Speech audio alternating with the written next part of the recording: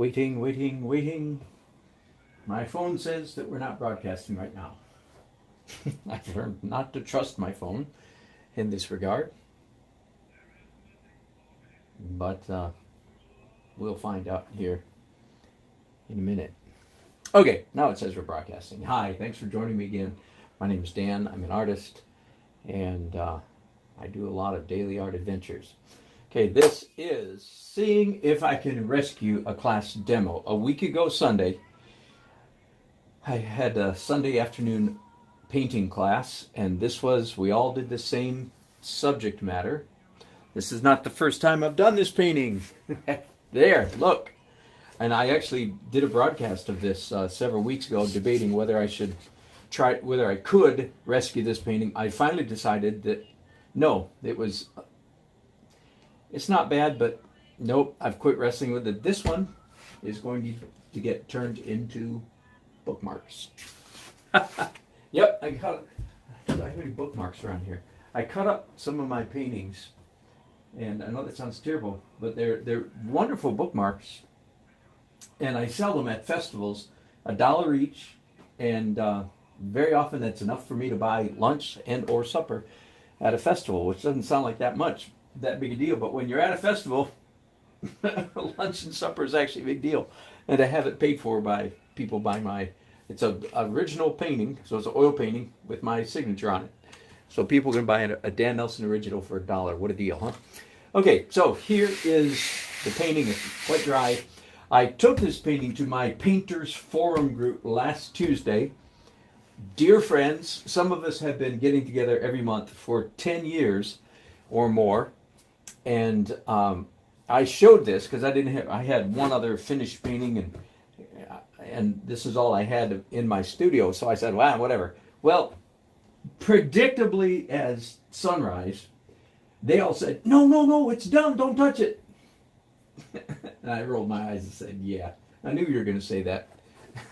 Now, I do have dear friends, and they're pretty good painters, so I pay attention to them, but not quite that much. So I am going to touch it, although I will take their response on advisement and give serious consideration to not doing too much to it. How about that? So there's a couple things. First of all, it has very, very little of my last layer, light opaque highlights or final edit. A little bit of the greenery up here is my traditional final edit, and a little bit of the boat, just a little bit on the hull and the gunnel right here, the gunwale, the gunnel. So tiny bits but that's all. Everything else is acrylic underpainting and then an oil glaze on top of the acrylic. So there are a couple of things, first of all, and I know right off the bat. First of all, I didn't use any pencil in this painting because that wasn't the subject of the class. The class was called like painting in the achieving the glow of the old masters. The old masters didn't use pencils, so I didn't use pencils either. I also didn't do my fuzz layer on this, and I may not need to do any fuzz layer. It's so loose. Well, enough talking. Let's get painting. And my first step here is quite obvious to me. And that is, I get to do a glaze, which is what I almost always do whenever I have the opportunity to tackle a painting on a second day. I almost always proceed to do glazing. So I'm warming it up right now with a oxide red, pure oxide red, initially, and I'm likely to come back with some other colors and then lift out stuff with a rag.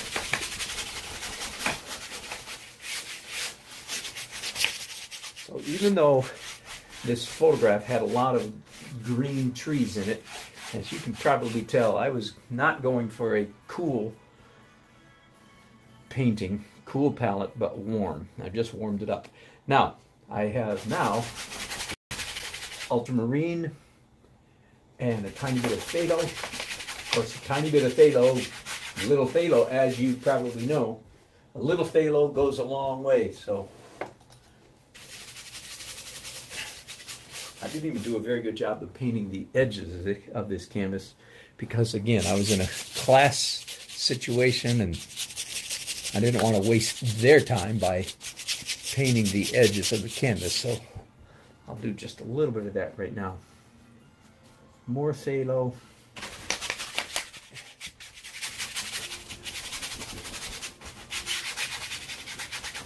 Okay, now I don't know about you, but to me, this entire painting is, the entire painting is just too dark, right? That's what I think. Don't panic. Please don't panic. Yet. I'll let... And by the way, the name of this broadcast is, well, it should have been hoping, trying, wondering if I can rescue a class demo. I'm giving it about a 60% chance of success.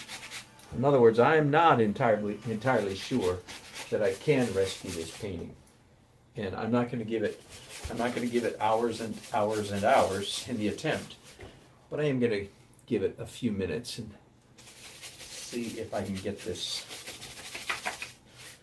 thing to succeed. Before I proceed, though, let's go ahead. I think I can do it with these big brushes. Let's go ahead and push our values, which usually means, and in this case certainly means, let's make sure we've got adequate dark. So even though this area here at the front of this boat is pretty dark, it could stand to get darker. And even though the trees back here are pretty dark, it can actually stand to get darker. By the way, I don't know if I've mentioned this in a while. Every day, if I'm at home, when I've finished my painting for the day, my palettes, a very patient wife, my palettes go in the freezer. So yeah, I have 3 of them in there, in the freezer, in the garage, the big freezer. And having put them in the freezer, the paints last quite a long time and are still usable after a week or 2, maybe? Nah, I don't know. A week anyway. Huh? If you ever know that you're not going to be painting for a good while, then by all means, put a couple layers of saran wrap on top of your palette and then put that in the freezer. One time I did that years and years and years ago.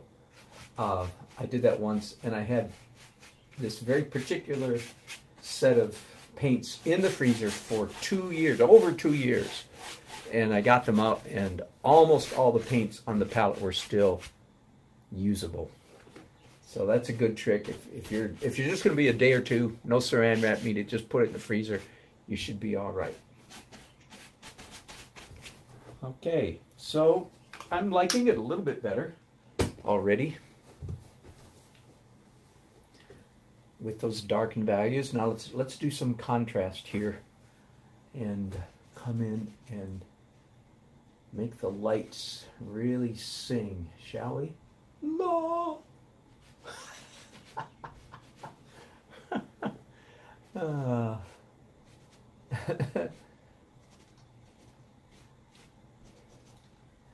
wasn't me singing. Yeah, that looks nice. That looks nice.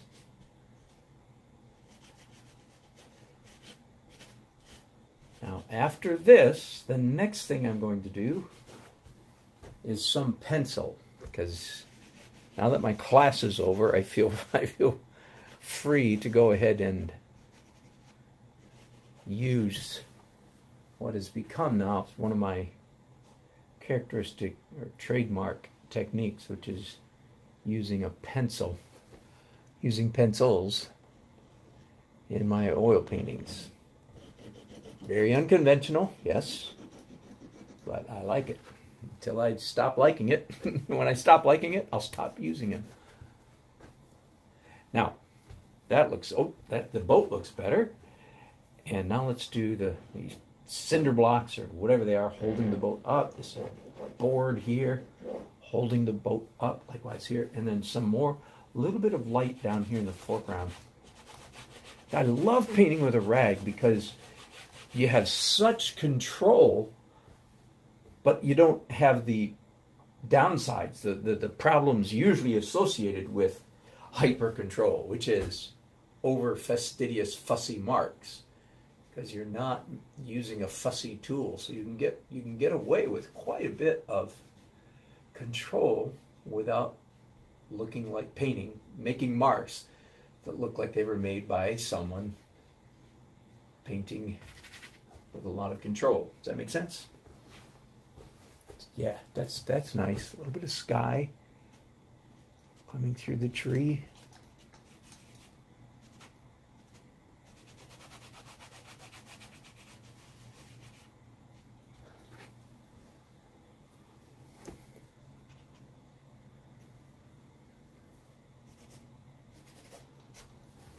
Yeah. Yeah. This feels more like a process of discovery than it does, like I'm forcing this thing to emerge. It feels more like I'm allowing this thing to emerge. Okay, I think my friends at my painters group, Sonia, David, Jim, Carla, Gail, Pat. I'm going to leave somebody out now. All the rest of you. They would not complain. They would say, okay, that's okay, but don't do any more. Well, I'm going to do some more. First thing I'm going to do is, hey, Alina, thank you. You're very kind. The first thing I'm going to do, or the next thing I'm going to do, is some pencils. By the way, this we discovered when we were painting this the other day. This is a block and tackle. This is actually a hoist or a crane that's going out over the back of the boat there. Hey, Mark. Yeah, it'll be interesting. It will be interesting. As you know, I'm not really sure what I'm doing. I mean, I'm not sure what I'm going to do, I should say. Well,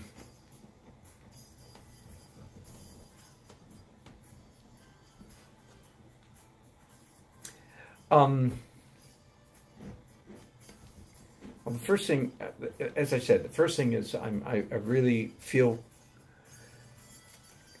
comfortable adding my pencil lines to it, because they don't increase the tightness factor very much as they increase the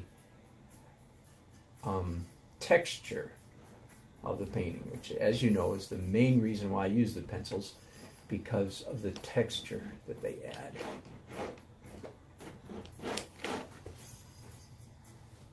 I just like the scratchiness, the juxtaposition of so it's very unconventional to use pencils. And you regulars have heard me say this, that Jerry's Autorama makes them jumbo jet black by Jerry's Autorama. They're not as greasy as a grease pencil, but more greasy than, say, a Conti crayon, if you're familiar with that. They're wax-based. They play very nicely with both oils and acrylics.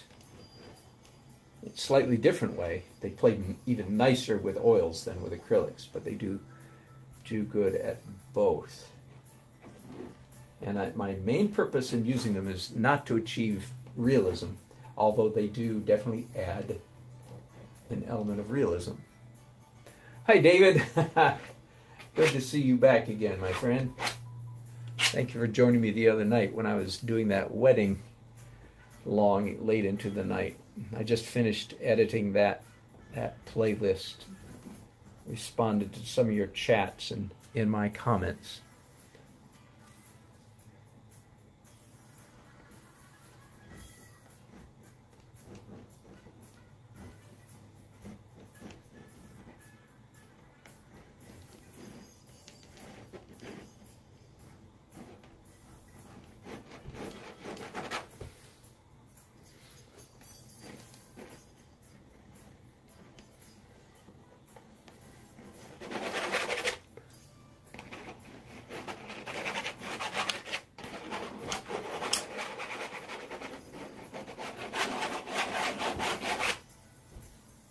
Okay.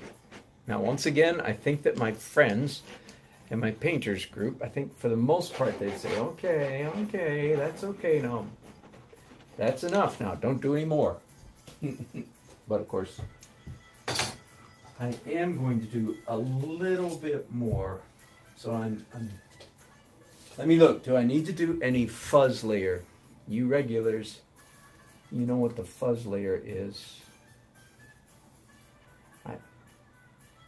I could completely forgo. I think I will. I don't think I'm going to do the fuzz layer because I managed to paint the whole thing so soft that I think I'm safe without doing that. So all I have to do now is the final highlights. Light opaque highlights. Final edit. First of all, I want to do some of these lines in a light color, but I'll do that late. The main thing I want to do is, of course, stay close to the focal point right here. A little bit up here, but not too much. Whew, okay, here goes. My good friends have got me under a lot of pressure. No, no, no, no. You're done. Don't touch it, they said vociferously. So I'm moving with even more than my normal share of caution. But a few hard edges, a few very carefully placed hard edges. Right in here at the focal point.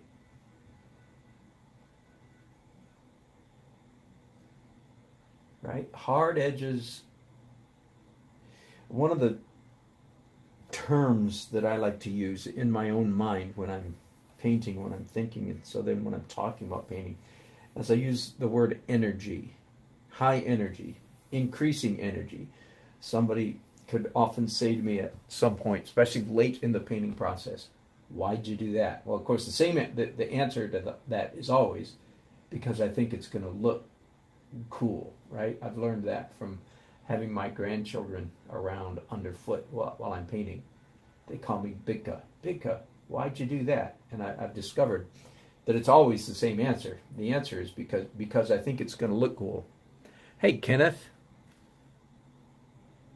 Thank you very much. So mixture of realism and impressionism.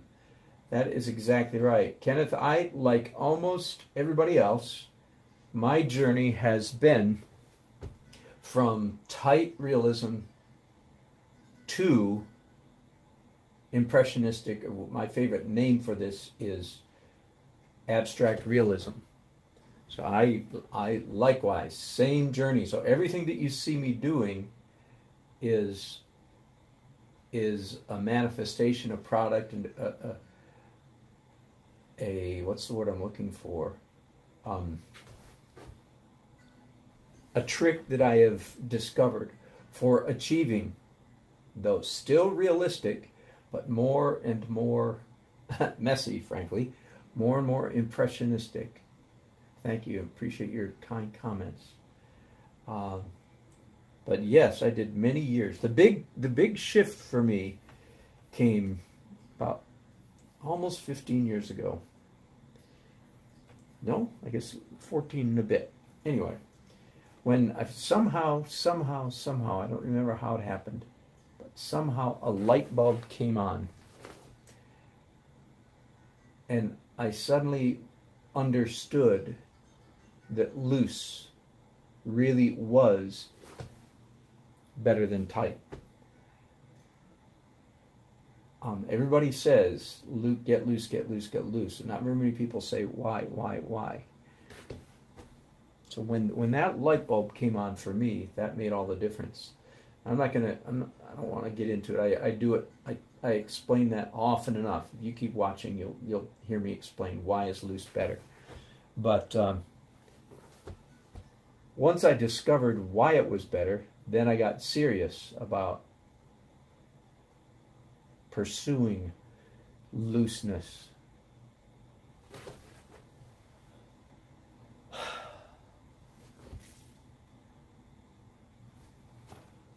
Okay, I'm trying to really, so there's hard edges there. one's a little too hard. There we go. And a few up here.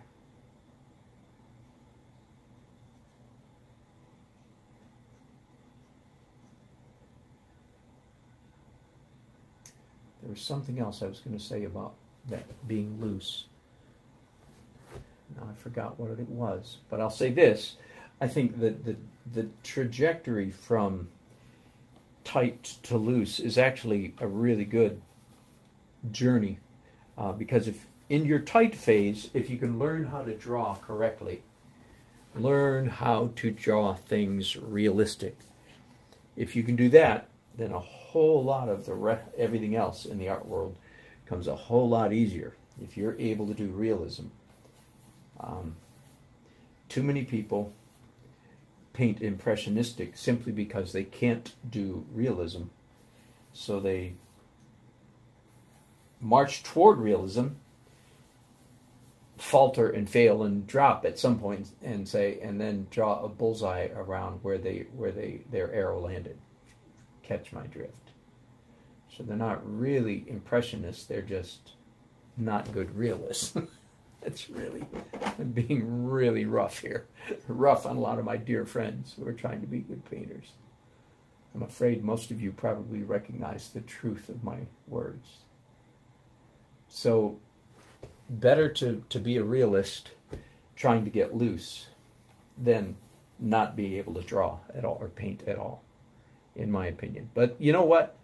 In the bottom line, this is really true for all of us. Well, not for me because I'm trying to make a living, but for those of you who are just doing this for a hobby, the bottom line is, are you having a good time? And if you are, that is good enough. Don't let me or anybody else ruin your good time.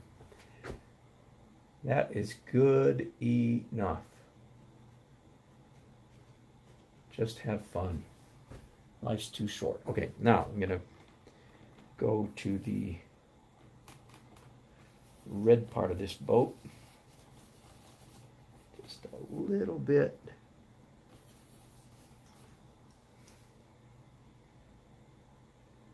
Again, continuing the illusion of the light coming down through a tree, through branches on a tree here.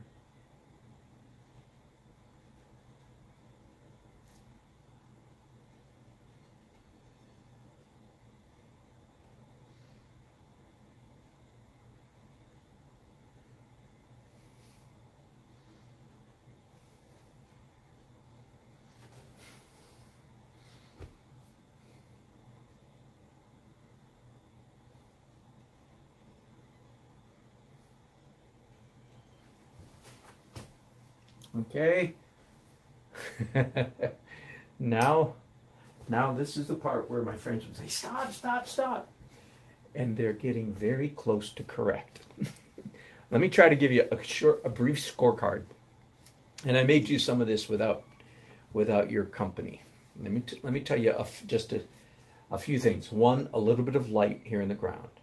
Two, I want some of these shadows to be cool, so I'm going to fuzz in some blue there. Number three, I want to punch some of the sky holes. And four, I want to do lines. Oh, I also want a tiny bit of light on this roof. And at this point, my friends are going, see, I knew you'd ruin it. So I'm going to stop my list right there and say, okay, let's knock out some of these things first of all, right off the bat. I'm saying all this, by the way, because, hey, Julian, that is a good question. Do they impact us more emotionally? Yes, abstract paintings do, I think, impact us more emotionally. Having said that, however,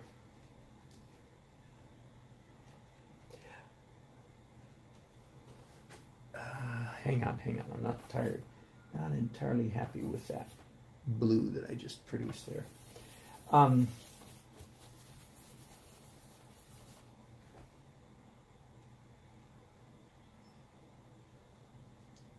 Yeah, so light, a little bit lighter still. I'd rather be too dark and then have to lighten it up than the other way around.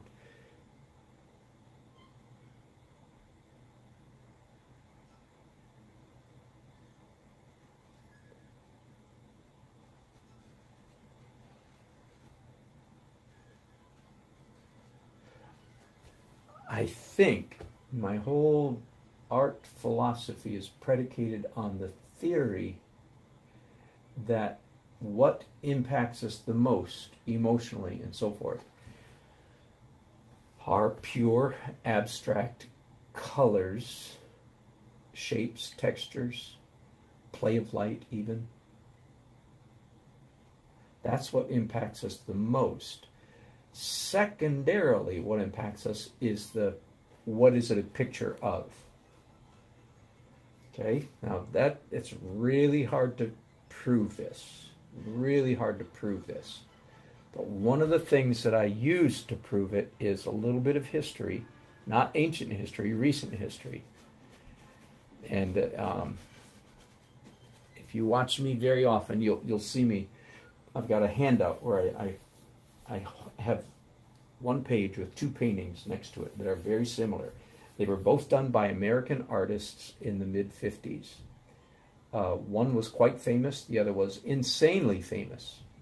Okay, they are Robert Wood, who is the insanely famous one. He was like the Thomas Kinkade of the 50s. In fact, the reason I know about him is I remember Impressionist, David, and because my parents had a Robert Wood painting on our living room wall when I was a little kid. Now, those eventually got replaced by my dad's paintings, which were much more meaningful to us. He was a good painter than Robert Wood. But Robert Wood is the person I use as an example of a person who's doing sentimental scenes, pictures of things that are rather sentimental. The other artist is Edgar Payne.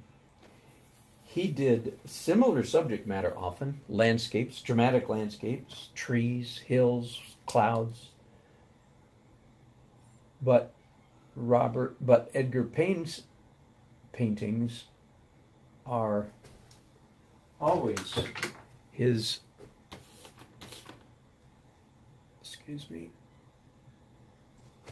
his paintings, no matter what they're a picture of, the picture is just a lame excuse, if I can be tongue-in-cheek. It's just a lame excuse for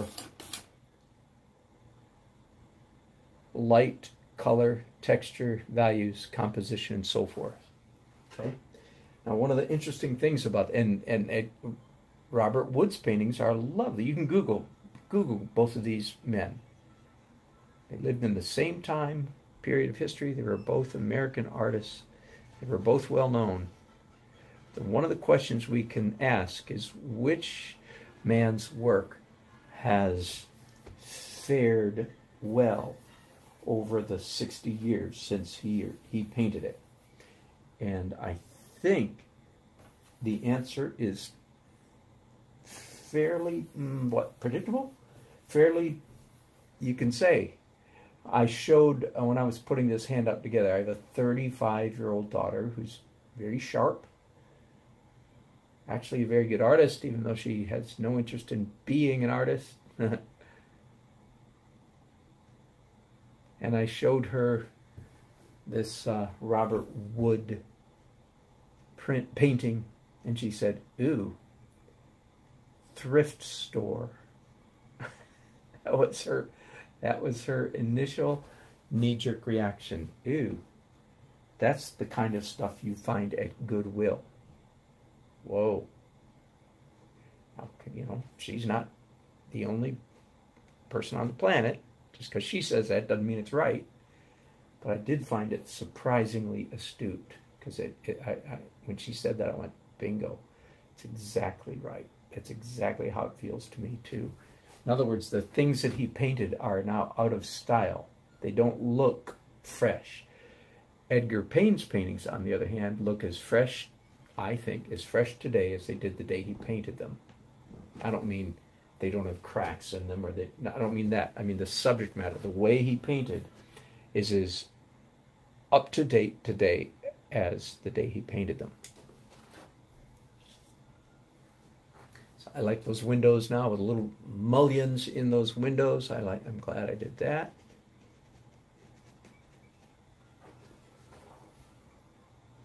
I have the ghost of my painter's form friends breathing down my neck, saying, "You are not going to ruin this painting." And I'm going, "Yeah, well, I might." The fact is, I might.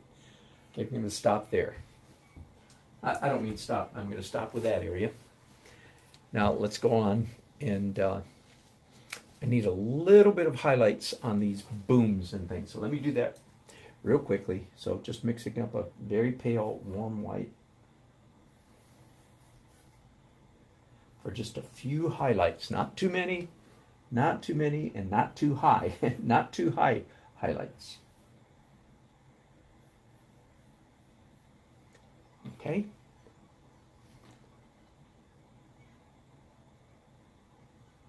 This is a fact.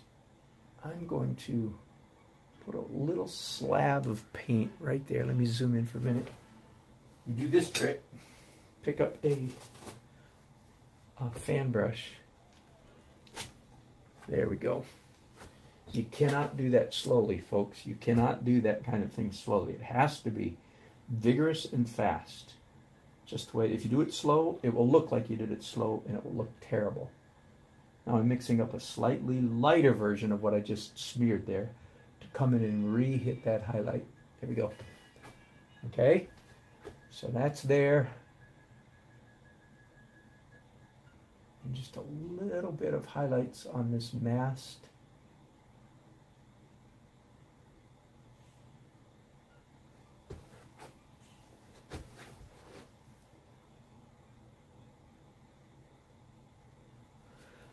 And on this one,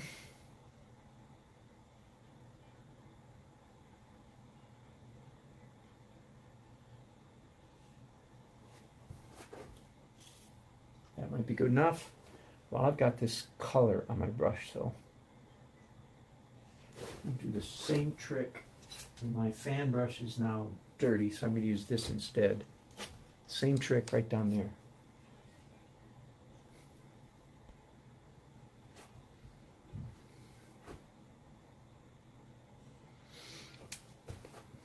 Now, I keep saying just a little bit more. Okay, just a little bit more. A little bit of highlight on this red tin roof way up here.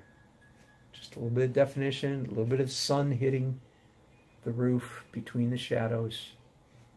By the way, how do you paint shadows? And the answer is, in my opinion, back and forthly. Back and forthly. You do dark light, dark light, dark light, always ending with light. Same thing, same way you paint any highly variegated object. Okay, put those two brushes down, get up some clean ones. I'm going to do some sky holes, which I am on a campaign to get the name of those things changed from sky holes to tree holes. Because so often I'm not painting sky through my tree, I'm painting something else, a building, the side of a ship, all kinds of a distant hill. So it's not, sky holes, unfortunate term. It's unfortunate that became the tradition. As I always say, I was not invited to the committee meeting when they decided what to call these things. I was not invited, unfortunately. I would have made my objections loud. No, don't call them sky holes. No, no, no, no. Because there's many times not a sky behind there. So call them tree holes. Then it works. No matter what it is, it's a hole in the tree. Okay? You guys want to join me in my revolution? Huh? What are the chances of our success? Huh? Minimal. But on my channel, at least, we can call them what we want. And I talk about sky holes a lot in all of my painting, in my painting online, in my teaching, in my classes. And the main thing I say about it is, if you think it's easy, you're in for a rude awakening. I think I remember as a student when I first discovered, oh, sky holes, that's what they're called, eh?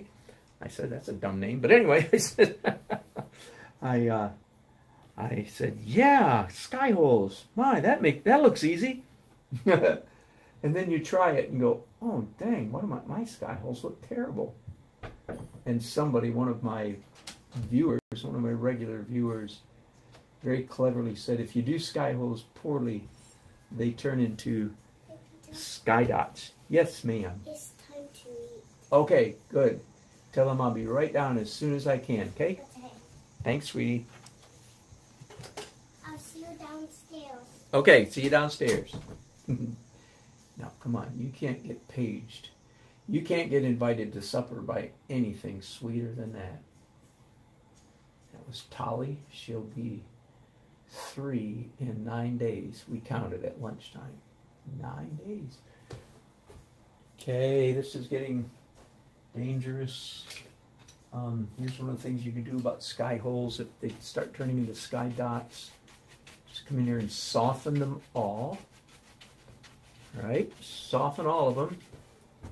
And then come back and harden just a few. So a variety of hard and soft.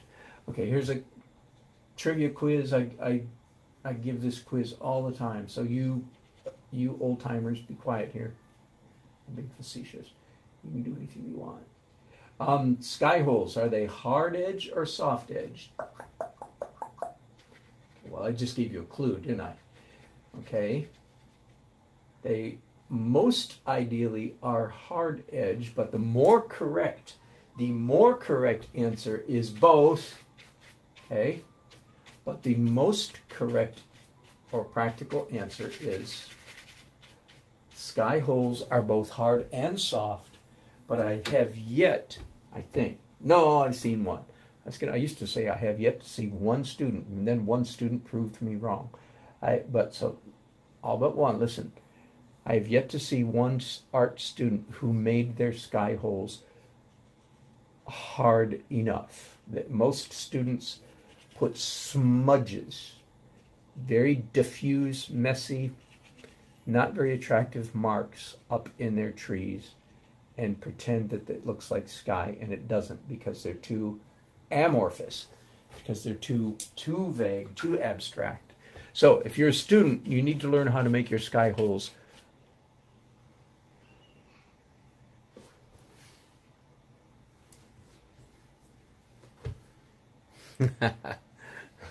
sorry, I missed that earlier, David.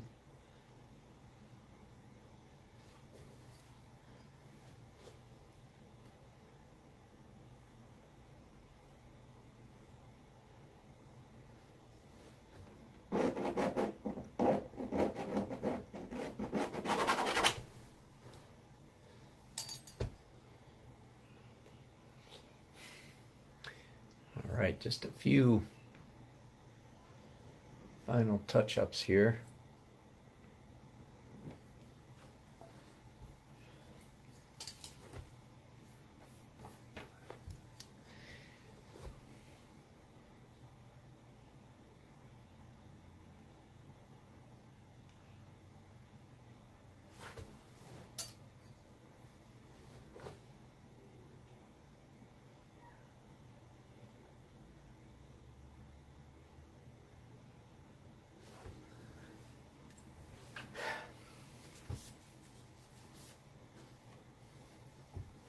Now, maybe the last thing I'm going to do here is just a little bit of daylight, a little bit of, not daylight, sunlight hitting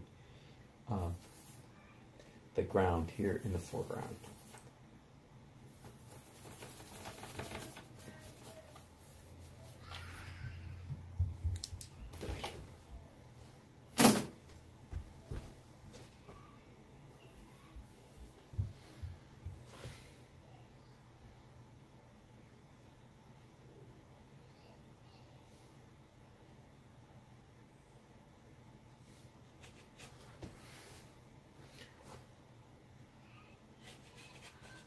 Not too much, I'm saying to myself the whole time. It's got to be a little bit brighter, lighter, brighter than that.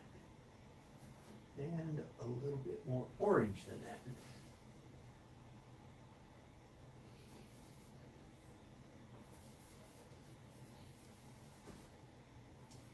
Let's try this.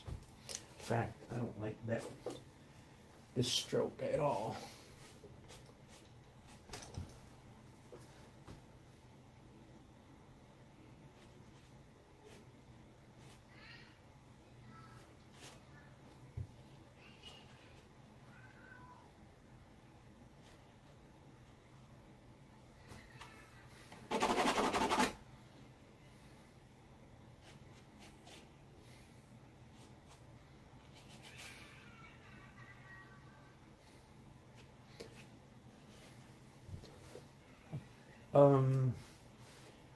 Too much energy down here.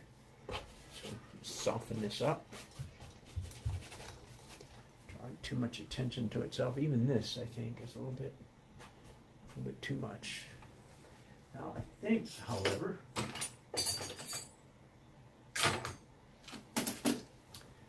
looking for here it is on the floor, my regular favorite palette knife. Yeah. A little bit of grass-ish texture down there.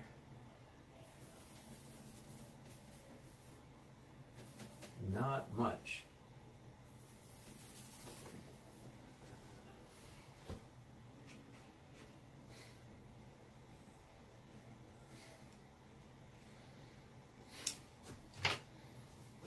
And that's way too much, but don't panic.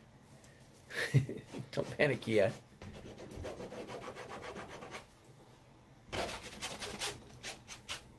There. That's about right.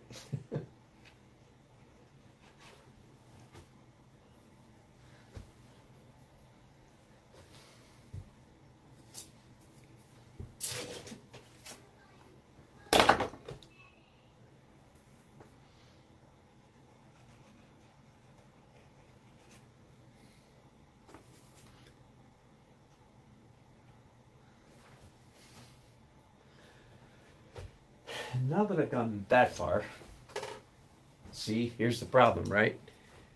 And you start going too far. How many people does it take to do a painting? 2. One to paint, the other to shoot him before he gets too far, before he or she goes too far. But man, I just want to do a tiny bit of green.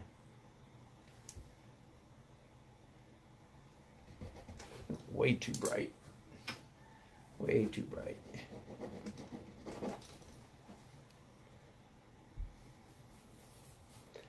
Let's get that a lot darker.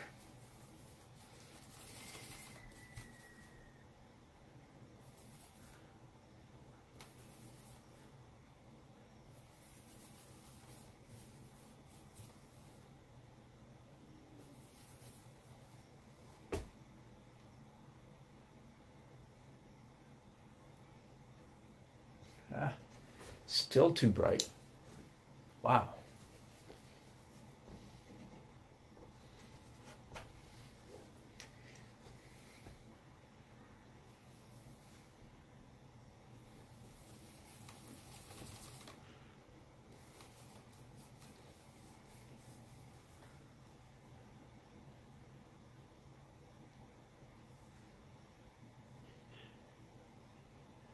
I want this to be really subtle.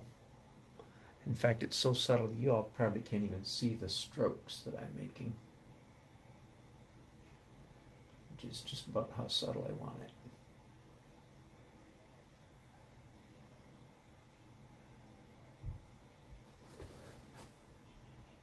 That might be enough. I just created a little mess here though just a minute ago, and I need to fix that. I created a little light colored blush because I rubbed something off with my rag, and in so doing I removed some of the earlier glaze. So a little rescue operation.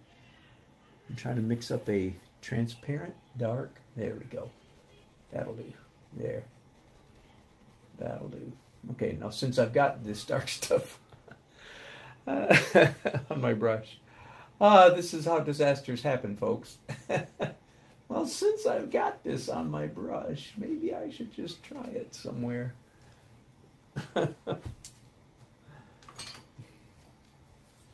Since I've got this on my palette knife. By the way, what I'm using here, maybe you can tell, it's not a palette knife at all. It's what I'm using at the moment is a clay sculpting tool. I bought it because I looked at it and said, man, I think that'd make a really good sort of a giant palette knife. And I actually kind of like it. It's weird, a little bit stiff. Anyway, am I done? There's nobody here to shoot me. I don't know. I'm still not completely convinced about this painting.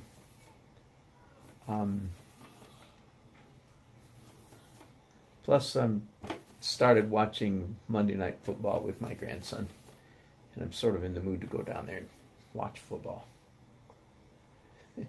So, my heart's only halfway in this operation, which is a real dangerous way to paint, by the way.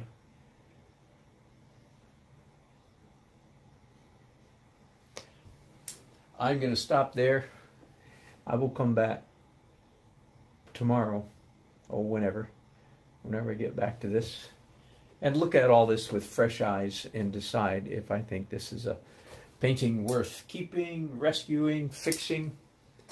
But I'm going to let it go at that. Let me bring you around, let you see it straight on.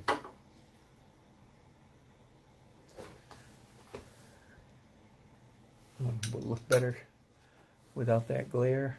Nope, then you just get a different glare. Okay. Thanks for watching. And I'm sure I'll be doing something tomorrow. I look forward to spending some time with you. Thanks. Bye-bye.